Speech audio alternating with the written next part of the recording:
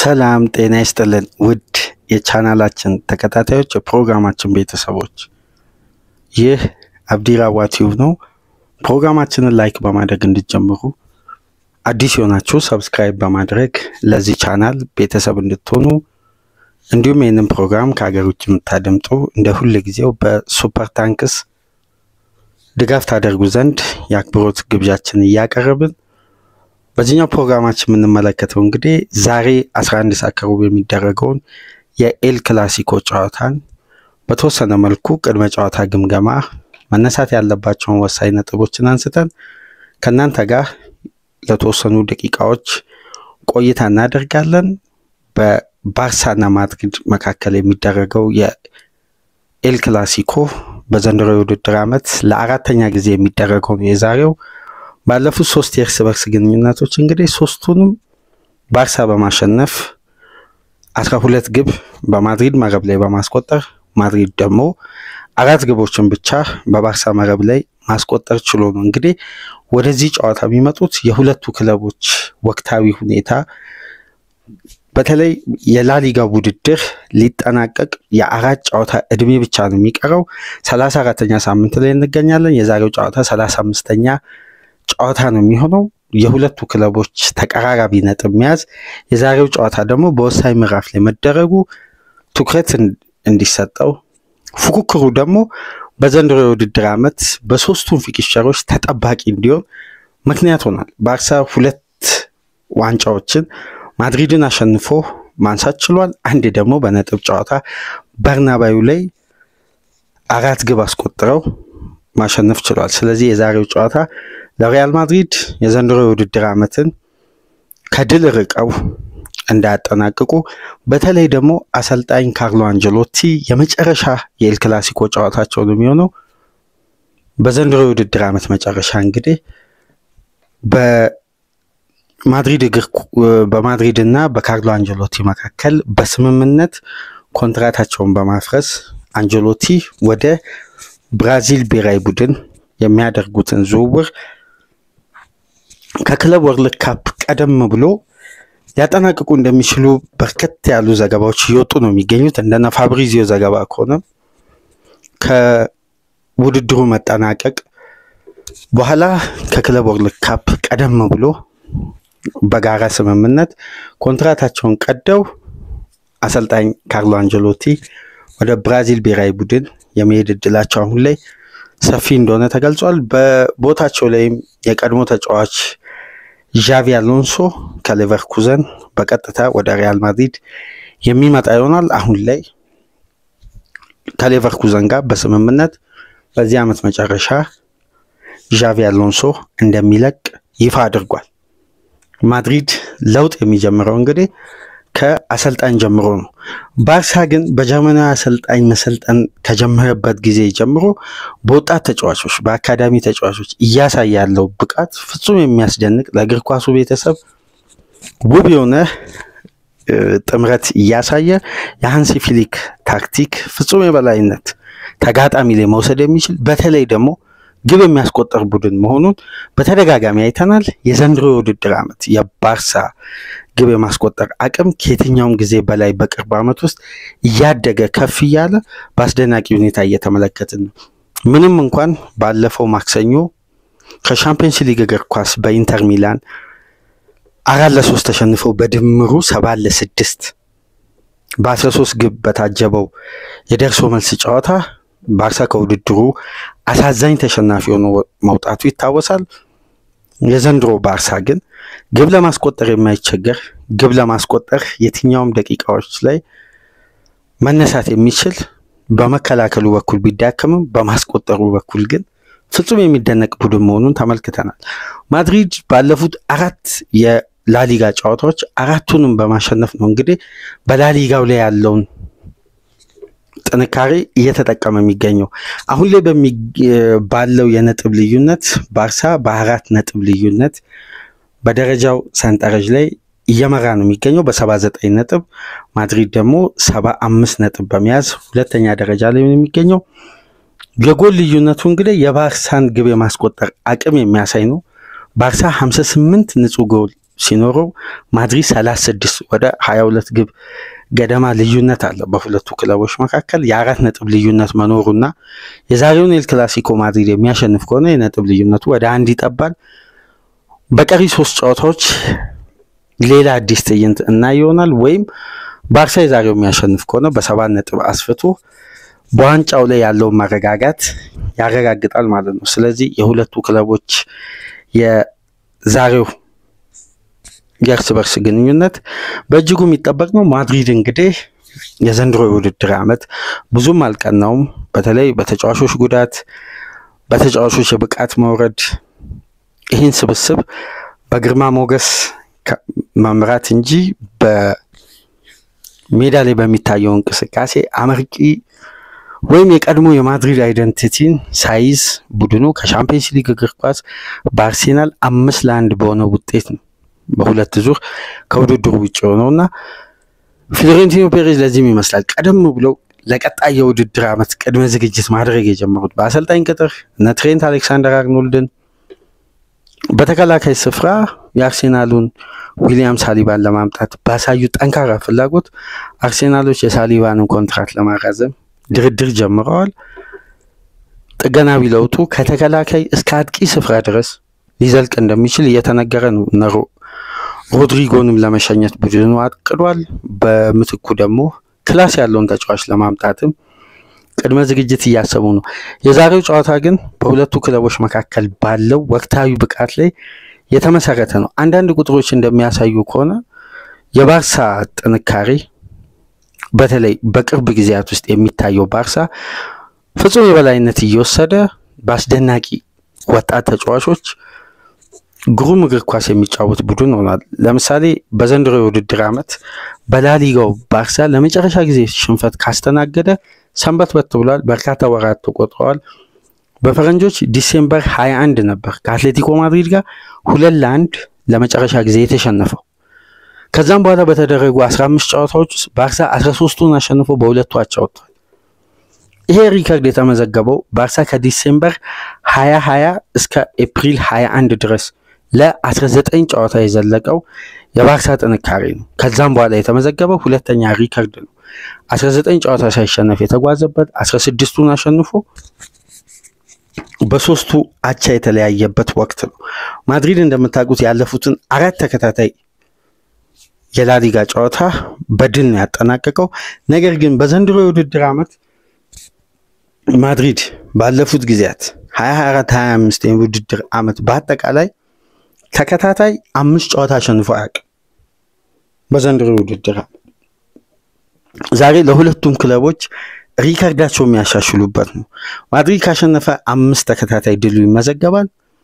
ባርሳ ካሸነፈ ደግሞ 16ኛ ጨዋታ ያለ መሸነፍ ጉዞውን ያስቀጥላል ማለት ነው። ስለዚህ ሁለቱም ቡድኖች አንደኛ ዋንጫውን ለማሸነፍ፣ ሁለተኛ ደግሞ በተሻለ የውድድር ዓመት ለማጠናቀቅ በድል ለማጠናቀቅ በተለይ ለማድሪድ ከየትኛውም ጊዜ በላይ የዛሬው ጨዋታ ወሳኝነት አለው። ነገር ግን በስኳድ ውስጥ የተፈጠረው የጉዳት ዜና ቡድኑን በተለይ በመከላከሉ በኩል በጣም ሊያዳክመው እንደሚችል እየተነሳ ነው። እሱ ወደ በኋላ አንስተን እንወያያለን። በሰሚ ፋይናል እንግዲህ በሽንፈት ከውድድሩ ውጪ በኢንተር ሚላን ቢሆንም የዘንድሮ ባርሳ በተለየ ሁኔታ የሚነሳ ነው። ለምሳሌ በላሊጋው ብቻ 91 ግብ ማስቆጠር ችሏል በዘንድሮ የውድድር ዓመት። ይሄ ደግሞ ከ2016-17 በኋላ ቡድኑ በ34ኛ ሳምንት ላይ 101 ግብ ነበር በወቅቱ ማስቆጠር ይቻላል። የዘንድሮ ባርሳ ግን በእነዚህ ወጣት ተጫዋቾች ገና የአማካይ እድሜው የቡድኑ 24 ዓመት ከ50 ምናምን ቀናት ላይ የሚሆነው የሃንሲ ፊሊክ ስብስብ በግሩም ሁኔታ ነው ይሄን የሚያክል ሪከርድ ማስመዝገብ የቻለው። 91 ግብ ከወዲሁ በተጋጣሚ መረብ ላይ ማሳረፍ የቻሉትና ባርሳ ግብ የማስቆጠር ችግር የለበትም። በተቃራኒው ግን የሚቆጠርበት ግብ የዛኑ ያክል በአቨሬጅ ከፍ ያለ ነው። ለምሳሌ ያኛው ባርሳ በ2016-17 ያለው ባርሳ በ34ኛ ሳምንት 101 ግብ ሲያስተናግድ በወቅቱ የተቆጠረበት የግብ ብዛት 22 ነው። ያሁኑ ባርሳ ግን በተቃራኒው በአልተለመደ መልኩ የሚቆጠርበት ግብ በአማካይ ካስቆጠረው ግብ ጋር ሲነጻጸር 18% ግብ ይቆጠርበታል። ይሄ ማለት ባርሳ 91 ግብ ሲያስቆጥር በተቃራኒው ደግሞ 36 ግብ አስተናግዷል ማለት ነው። ስለዚህ እዛም ያገባል እዚህም ይቆጠርበታል። ቡድኑ ራሱን ባላንስ ለማድረግ ይጥራል። ነገር ግን የተከላካይ ስፍራው በጉዳት ምክንያት መሳሳት በተደጋጋሚ ለሚቆጠሩ ግቦች ምክንያት ናቸው። አሁን ለምሳሌ በሰሚ ፋይናሉ ባልዴ ኩንዴ አለመኖራቸው ምን ያክል ባርሳን እንደጎዳው ተመልክተናል። በዚህም ጨዋታ ሁለቱ ተጫዋቾች የመመለስ እድላቸው በጣም ጠባብ ነው።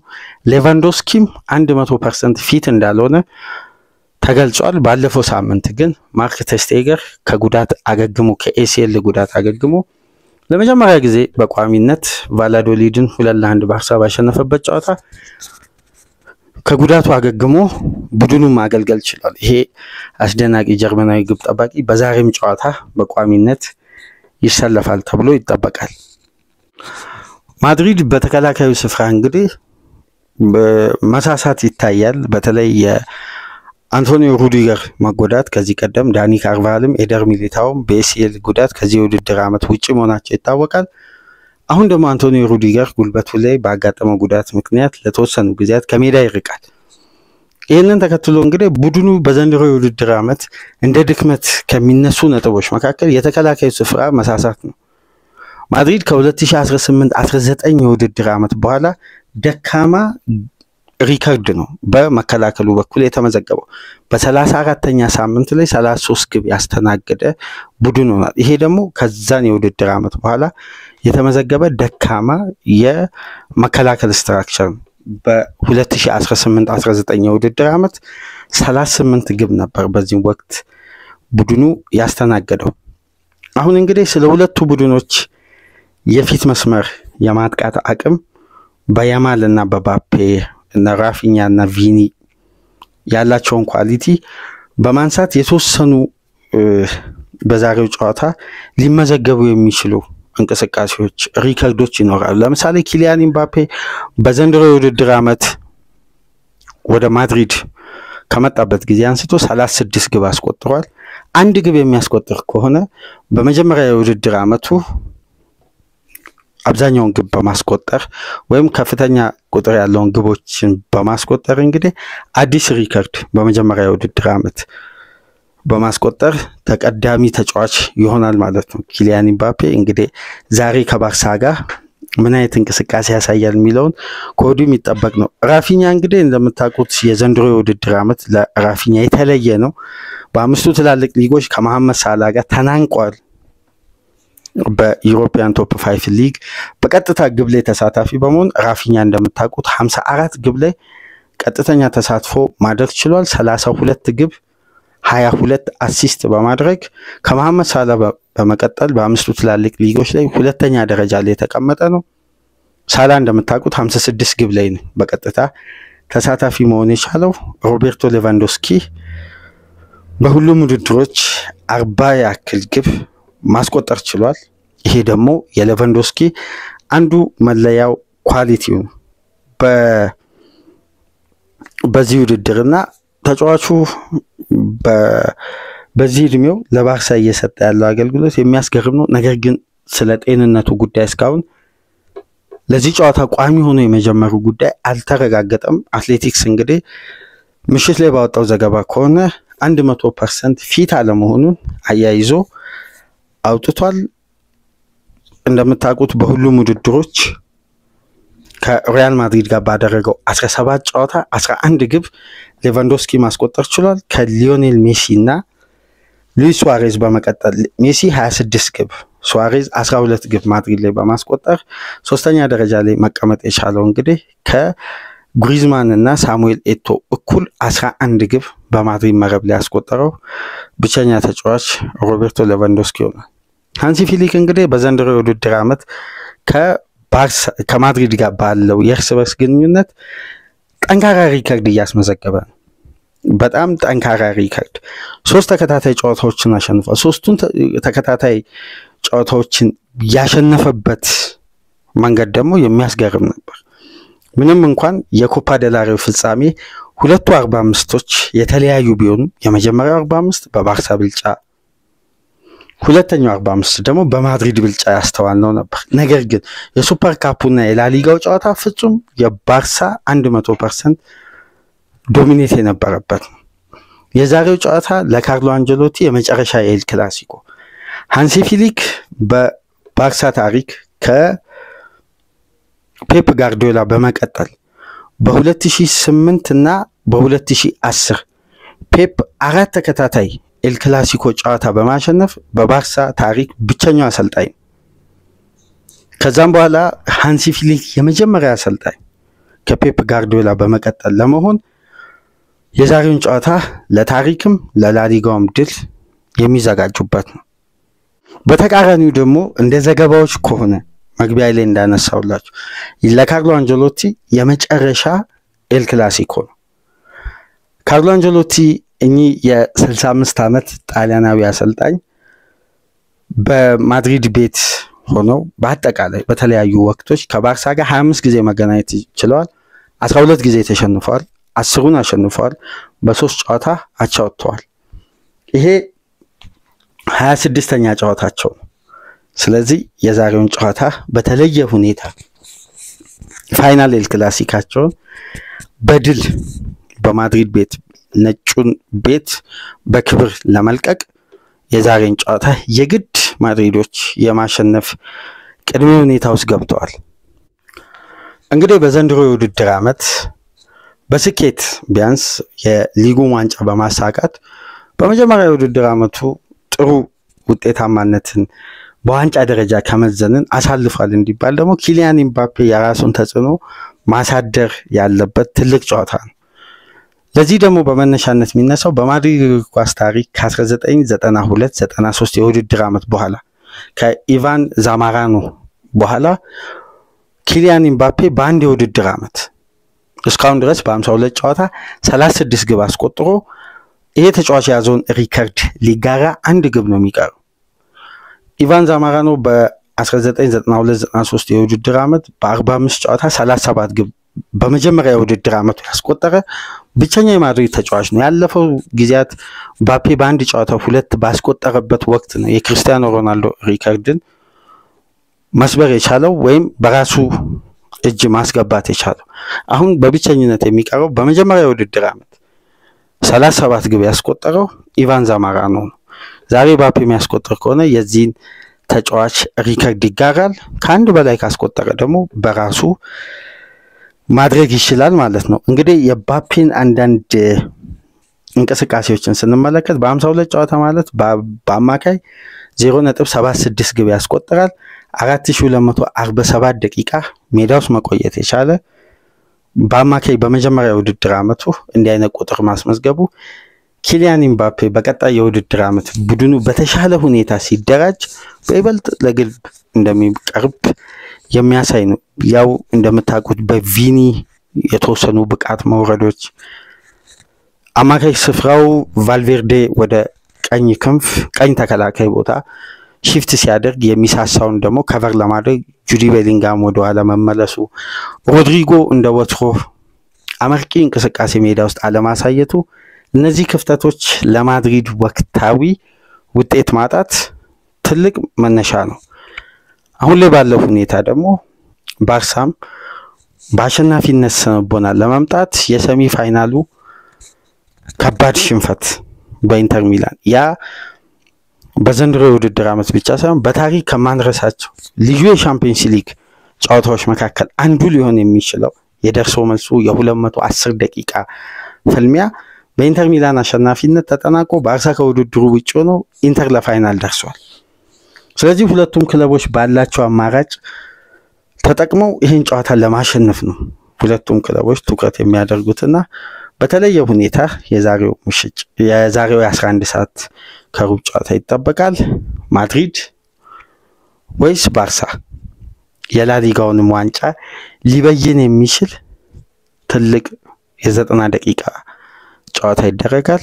ጨዋታውን ተመልክተን ደግሞ በድረ ጨዋታ ግምገማ ተመልሰን ወደ እናንተ እንመጣለን። ይህንን ፕሮግራም ላይክ አድርጉ። ከሀገር ውጭ የምታደምጡ በሱፐር ታንክስ ድጋፍ አድርጉ። መልካም የረፍት ቀን እንዲሆን ተመኘው። ሰላም ቆዩ።